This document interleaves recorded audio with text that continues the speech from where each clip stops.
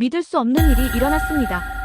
일본 최고 명문대에서 30년간 일본 경제를 가르치던 교수가 갑자기 사직서를 제출하고 한국행을 선택했습니다. 더욱 충격적인 것은 떠나기 전 그가 남긴 강연 속 고백입니다. 한국이 일본을 추월했다는 그의 말은 일본 사회에 폭풍을 몰고 왔습니다. 특히 이제는 우리가 한국을 두려워해야 한다는 그의 마지막 강연은 일본 전역에 충격파를 던졌습니다. 일본 최고지성의 충격적인 고백. 과연 무엇이 그를 그토록 절망하게 만들었을까요? 대체 무슨 사연인지 오늘 그 충격적인 이야기를 시작하겠습니다. 안녕하세요. 저는 교토대학교에서 경제학을 가르치는 도다카 겐지 교수입니다.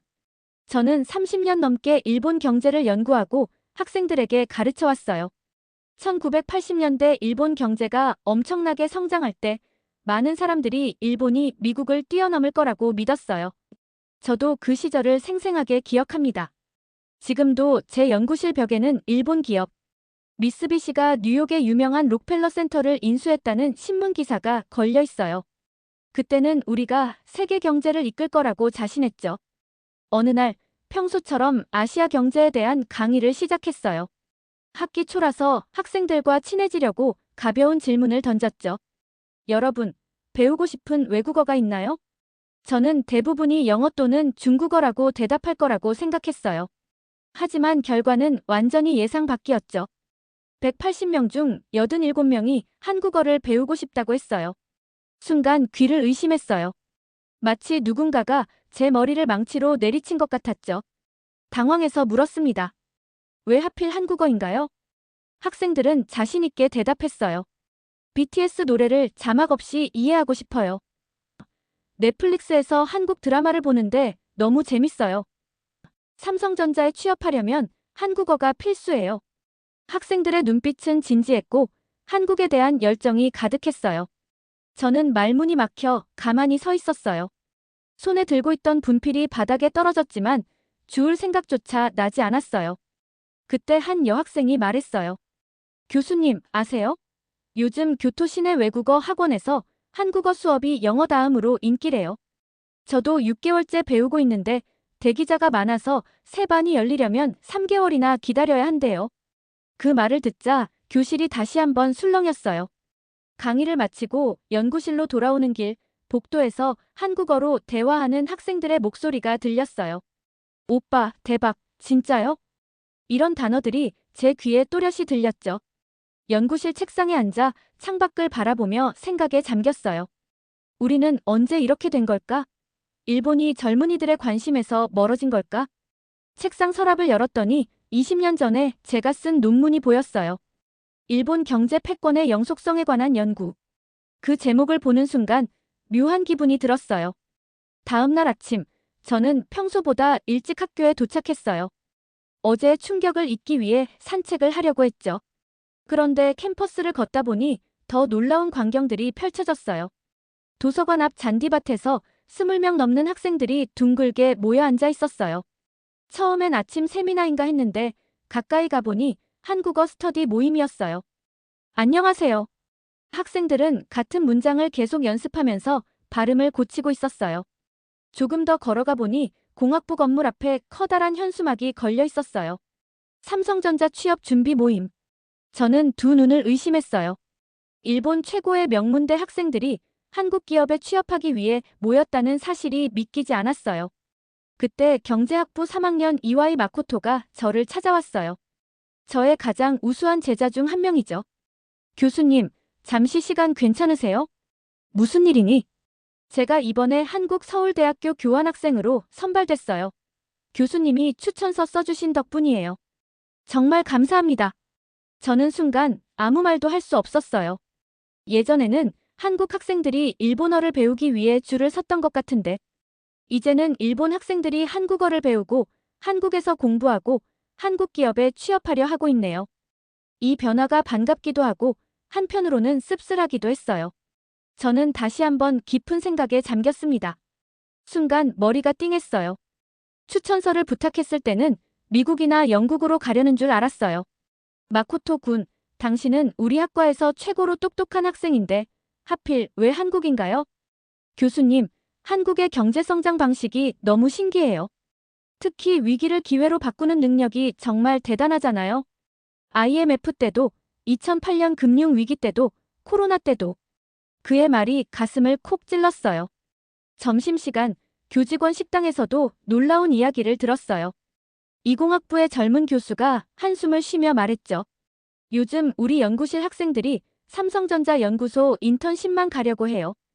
교토대 박사과정 학생들이 다 한국으로 가려 해서 걱정입니다. 오후 수업을 마치고 연구실로 돌아오는 길 학생회관 앞에서 더 놀라운 광경을 봤어요. K-팝 댄스 동아리 신입 모집이라는 포스터 앞에 긴 줄이 늘어서 있었거든요.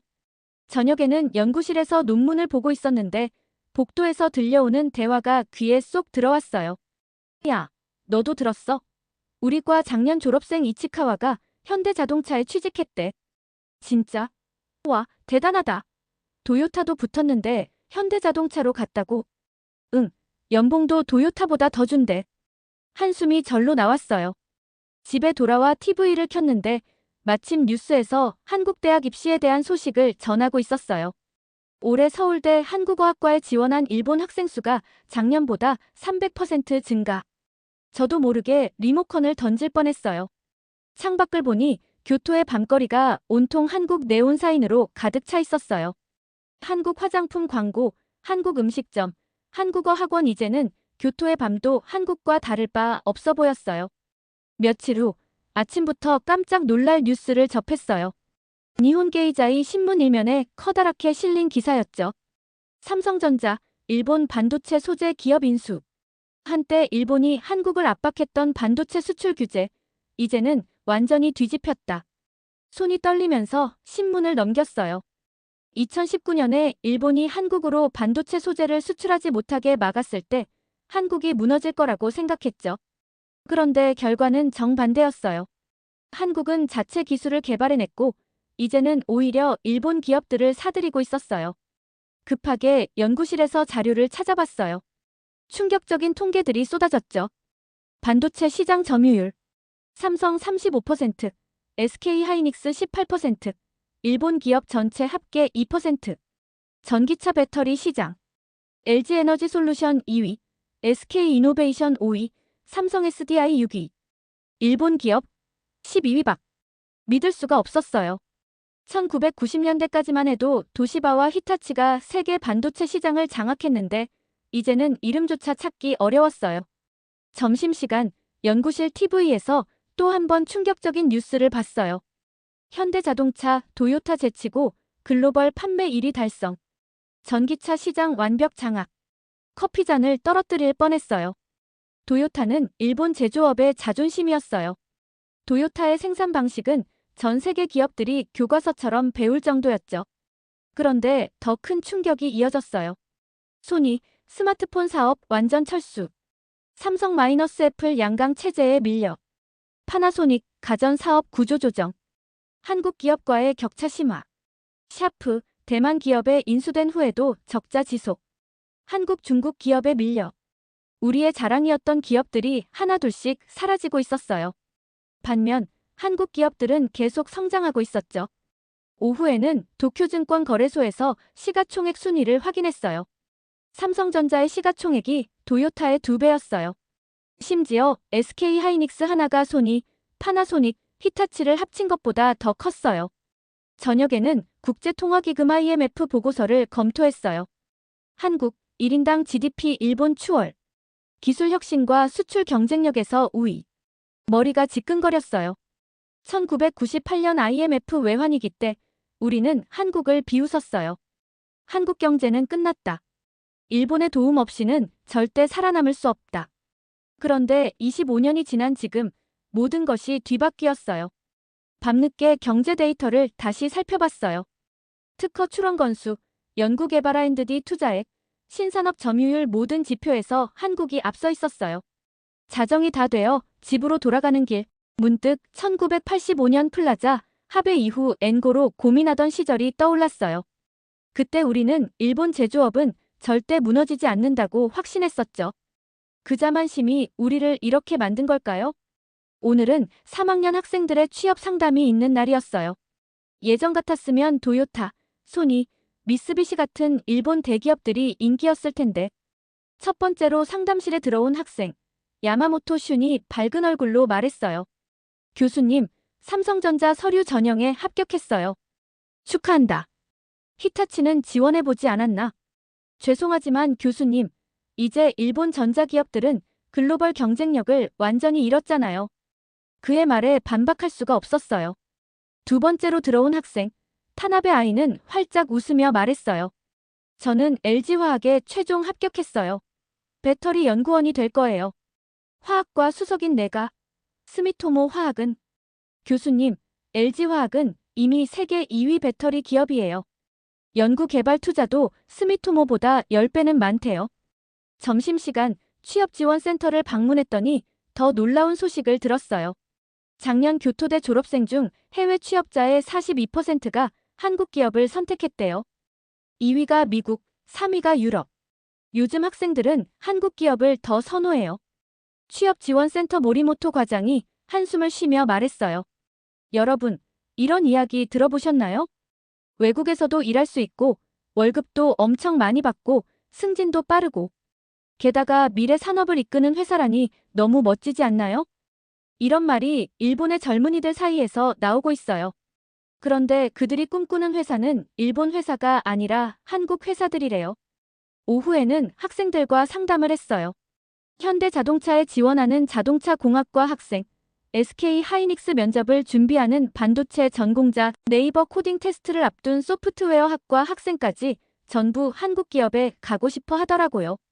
이게 사실인지 궁금해서 연구실로 돌아와 검색해봤어요.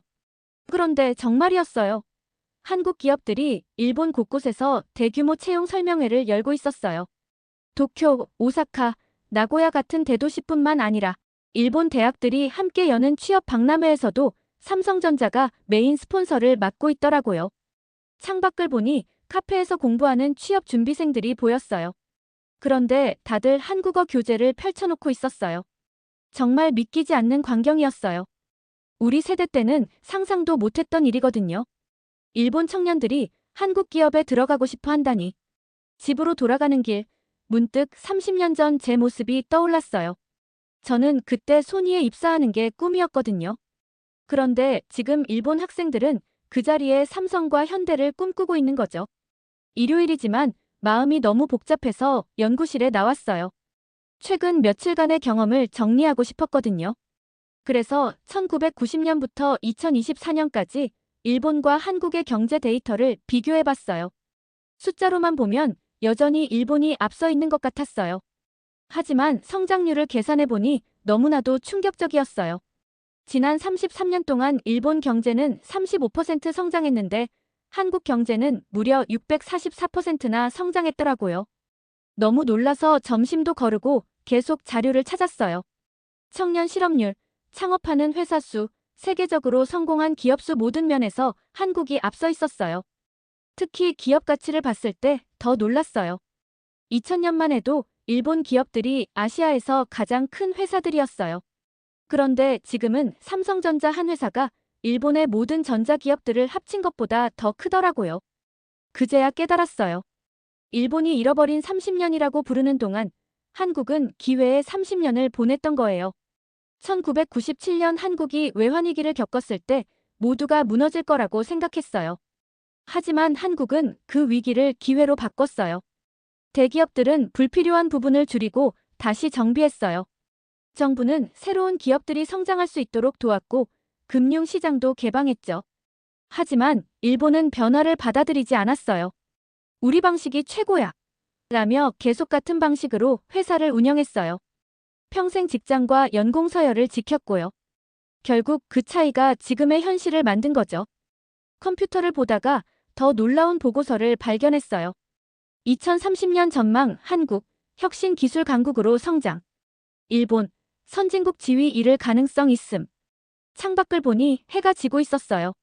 어두워지는 교토의 빌딩들을 보며 일본의 현재 모습과 닮아 있다고 느꼈어요. 월요일 아침 문화경제학 강의를 준비하는데 또 충격적인 통계를 봤어요. 2024년 세계 문화 콘텐츠 수출액. 한국 151억 달러. 일본 83억 달러. 예전에는 일본이 아시아 문화를 이끌었어요. 하지만 지금은 달라졌어요. 강의실에 들어가자 학생들이 한국 드라마 이야기를 하고 있었어요. 더 글로리 봤어? 연출 진짜 최고더라. 응, 일본 드라마는 이제 너무 뻔해. 그래서 수업 전에 학생들이 어떤 콘텐츠를 많이 보는지 조사를 해봤어요.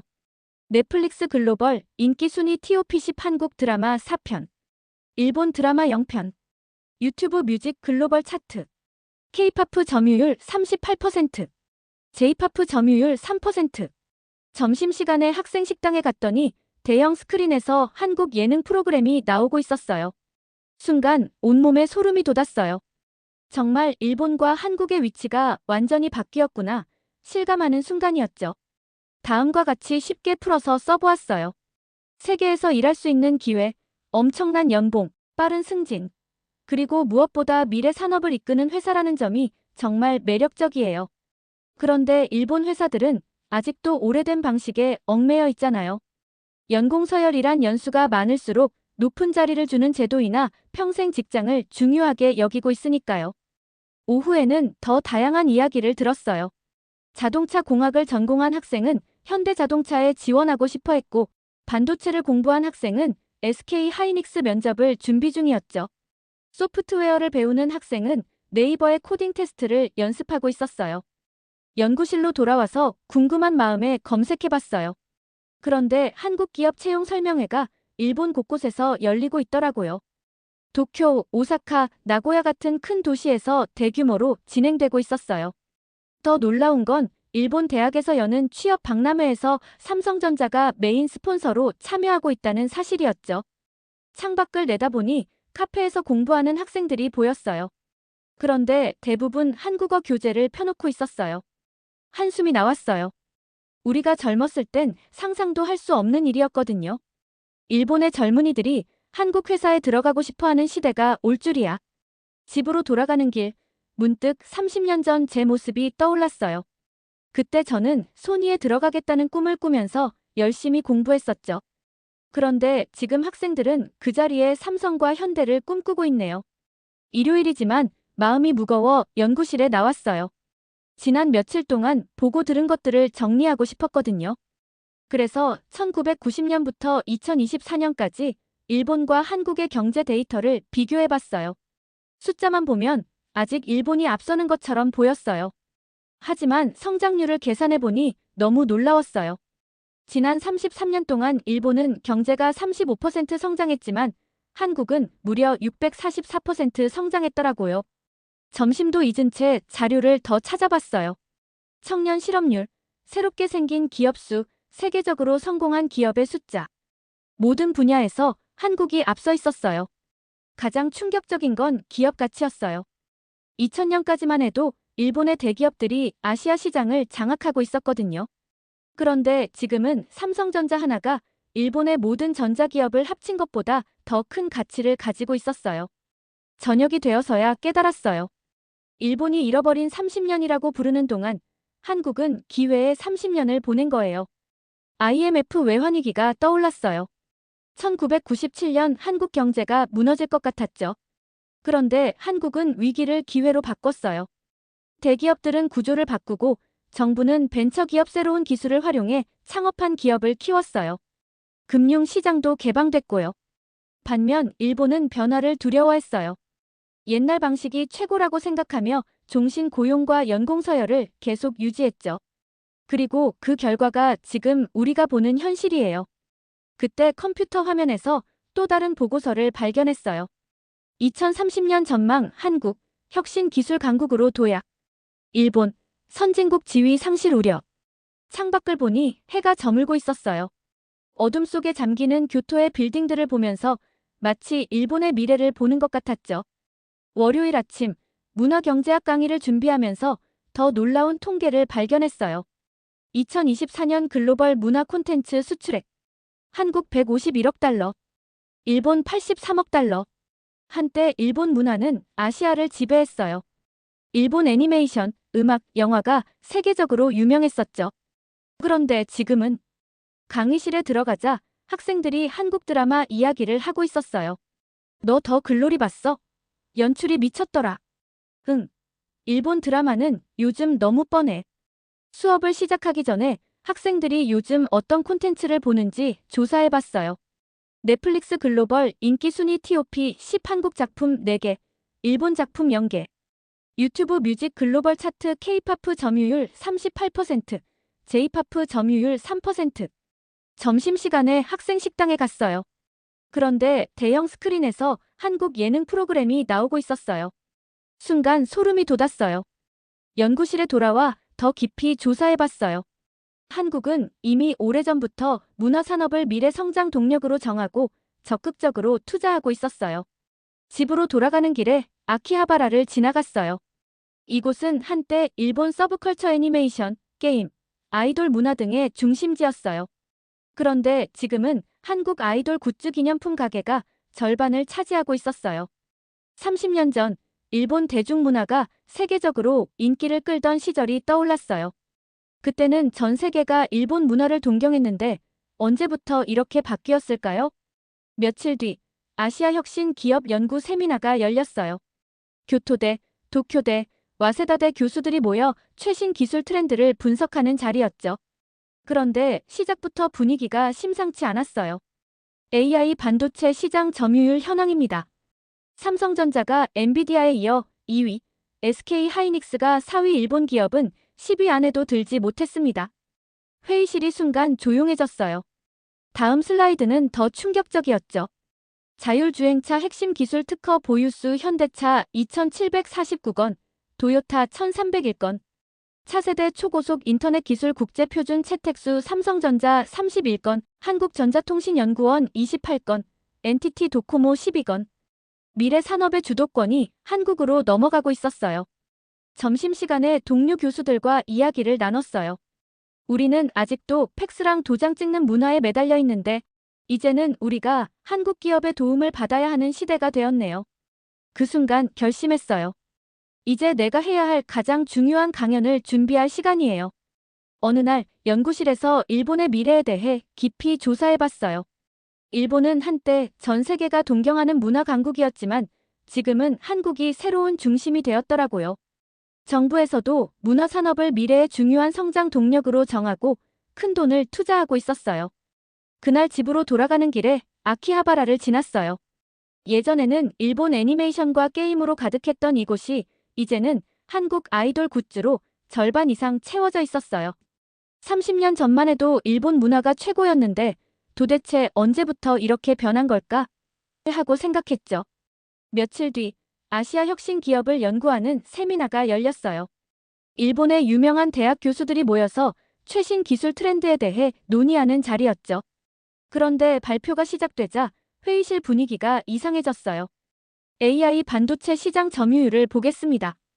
1위는 엔비디아, 2위는 삼성전자, 4위는 SK하이닉스입니다. 일본 기업은 10위 안에도 없습니다. 회의실이 조용해졌어요. 다들 믿기 어려운 표정이었죠. 그 다음 슬라이드는 더 충격적이었어요. 자율주행차 핵심 기술 특허 보유 현황입니다. 현대자동차 그룹이 2749건, 도요타는 1301건입니다. 육지통신기술 국제표준 채택 개수는 삼성전자가 31건, 한국전자통신연구원이 28건, 그리고 일본의 NTT 도코모는 12건입니다. 수치만 봐도 미래 산업의 주도권이 한국으로 넘어가고 있었어요. 점심시간에 동료 교수들과 이야기를 나눴어요. 우리나라는 아직도 팩스랑 도장 문화에 얽매여 있는데 한국은 이미 블록체인 기반 전자정부를 만들었다면서요? 일본 기업들은 종신 고용을 고집하는데 한국은 전 세계에서 인재를 모아서 빠르게 성장하고 있어요.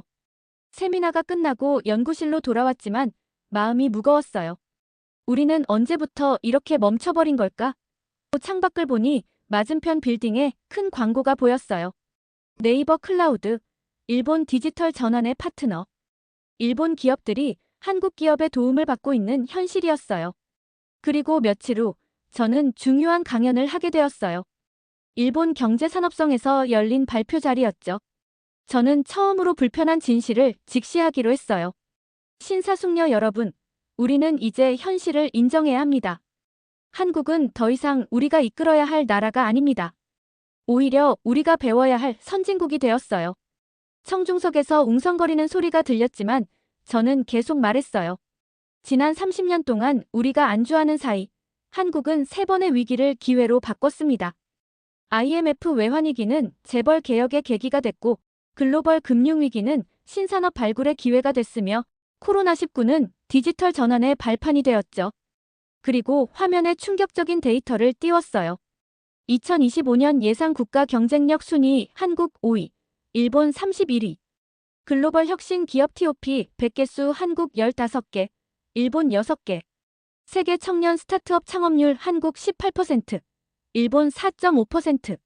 청중들은 아무 말도 하지 않았어요. 모두 충격을 받은 듯 했어요. 하지만 이제 멈출 수 없었어요. 우리는 왜 실패했을까요? 첫째, 과거의 성공 방식을 고집했습니다. 종신 고용, 연공서열, 상명하복 과거에는 이게 강점이었지만 이제는 발목을 잡는 족쇄가 됐습니다. 다음 슬라이드를 넘겼어요. 둘째, 변화를 두려워했습니다. 한국이 디지털 전환을 추진할 때 우리는 아날로그 방식을 고집했어요.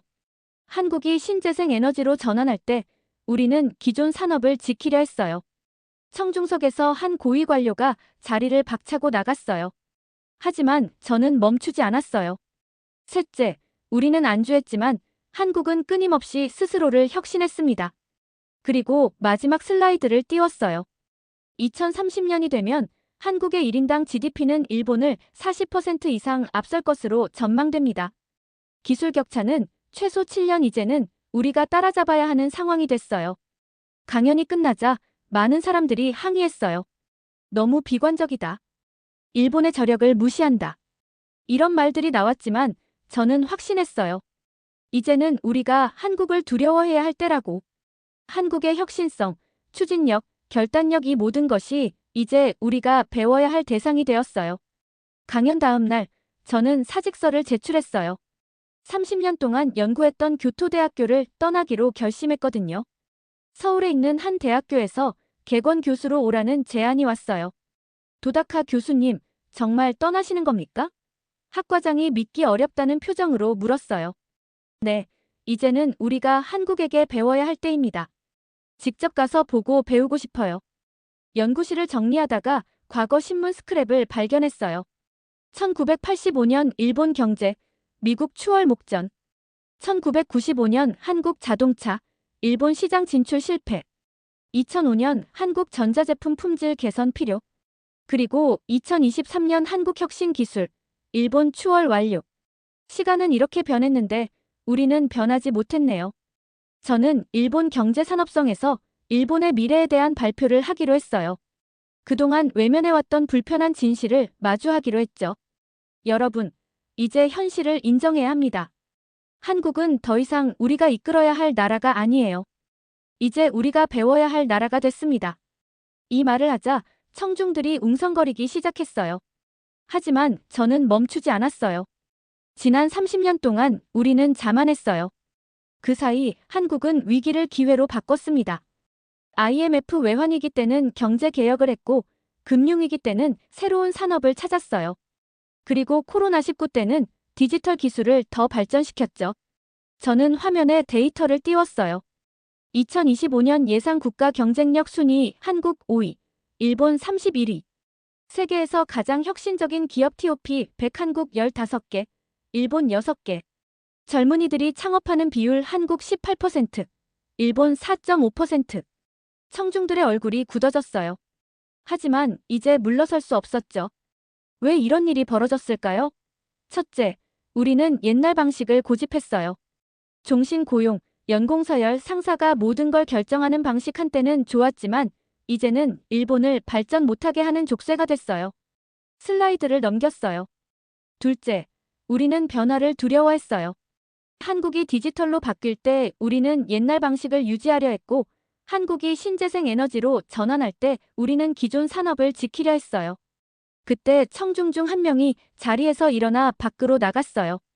하지만 저는 계속 말했어요. 셋째, 우리는 안주했지만 한국은 끊임없이 바뀌고 도전했어요. 마지막 슬라이드에는 충격적인 예측이 나왔어요. 2030년이 되면 한국은 1인당 GDP가 일본보다 40%더 많아질 겁니다. 기술 격차도 최소 7년 이상 벌어질 거예요. 이제 우리가 한국을 따라잡아야 할 처지가 된 거죠. 강연이 끝나자 많은 사람들이 항의했어요. 너무 비관적이다. 일본의 저력을 무시하는 거냐라는 비판이 나왔어요. 하지만 저는 확신했어요. 이제 우리가 한국을 두려워해야 한다고요. 그들의 빠른 변화, 혁신, 도전 정신 모든 것이 우리가 배워야 할 점이었어요. 그리고 저는 다음 날 사직서를 제출했어요. 30년 동안 몸담았던 교토대학교를 떠나기로 결심했죠. 한국의 한 대학교에서 저에게 교수로 와달라고 했거든요. 도다카 교수님, 정말 떠나시는 겁니까? 학과장이 놀란 표정으로 물었어요. 네, 이제 우리가 한국에게 배워야 할 때입니다. 저는 직접 가서 보고 배우고 싶어요. 짐을 정리하다가 1988년 서울 올림픽 때 썼던 메모를 발견했어요. 한국은 아직 멀었다라고 적혀 있었어요. 그때의 오만함이 지금의 결과를 만든 걸까요? 퇴직 기념식에서 저는 마지막 강의를 했어요. 여러분, 한국은 이제 반도체, 배터리, K- 콘텐츠, 조선산업 등 여러 분야에서 세계 최고가 되고 있어요. 우리는 이제 그들에게 배워야 합니다. 학생들의 표정이 진지해졌어요. 하지만 저는 계속 말했어요. 제가 한국으로 떠나는 이유는 하나예요. 변화의 현장을 직접 보고 싶어서죠. 한국이 가진 혁신과 도전 정신은 일본이 잃어버린 것들이에요. 강의실이 조용해졌어요. 저는 이제 떠납니다. 하지만 여러분은 일본을 변화시켜야 합니다. 한국을 배우되 그들을 뛰어넘어야 해요. 그것이 진정한 라이벌의 자세입니다. 강의실을 나서려는데 한 학생이 다가왔어요. 교수님, 저도 내년에 서울대학교 대학원에 지원하려고 해요. 우리가 한국을 통해 일본의 미래를 찾을 수 있을까요? 저는 미소를 지으며 대답했어요. 그래, 우리는 다시 일어설 수 있을 거야. 하지만 그러려면 먼저 현실을 인정하고 배우고 변화해야 해. 나리타 공항으로 가는 버스에서 창밖을 바라봤어요. 한때 세계 최고였던 도쿄가 이제는 서울을 따라가야 하는 상황이 되었네요. 비행기 안에서 마지막 일기를 썼어요. 1985년, 우리는 세계 최고였다. 2005년, 우리는 자만했다. 2024년, 우리는 깨달았다. 2025년, 우리는 배우러 간다. 이제 한국이 우리의 스승이 되었다. 이것이 일본의 자존심이 무너진 순간이다. 인천공항에 도착했어요. 활기찬 공항의 모습에 압도되었어요. 이제부터가 진짜 시작이겠죠. 한때 우리는 한국을 무시했어요. 그들의 성공을 운이라고 했고, 그들의 혁신을 모방이라 비웃었고, 그들의 도전을 무모하다고 말했어요. 하지만 이제는 달라졌어요. 우리가 한국을 가르치던 시대는 끝났어요. 우리가 한국을 이끌던 시대도 지났어요. 우리가 한국을 무시하던 시대는 완전히 끝났어요. 저는 오늘 일본의 자존심이라 불리는 교토대학교 교수직을 내려놓고 한국행을 선택했어요. 많은 이들이 저를 비난하고 매국노라고 할지도 모르죠. 하지만 진정한 애국은 현실을 직시하는 거예요. 진정한 용기는 변화를 받아들이는 거예요. 진정한 지혜는 배울 줄 아는 거예요. 이제 저는 떠납니다. 30년간 지켜온 교수직을, 평생 누린 명예를, 그리고 일본인으로서의 자존심마저 내려놓습니다. 하지만 이것은 포기가 아니에요. 도망이 아니에요. 패배도 아니에요. 이것은 새로운 시작이에요. 일본이 다시 일어서기 위한 첫걸음이에요. 우리가 다시 강해지기 위해 반드시 거쳐야 할 과정이에요. 오늘 사연은 여기까지입니다. 감명 깊으셨다면 좋아요, 구독 부탁드립니다. 여러분의 호응은 우리나라의 위상을 높이는데 큰 힘이 됩니다.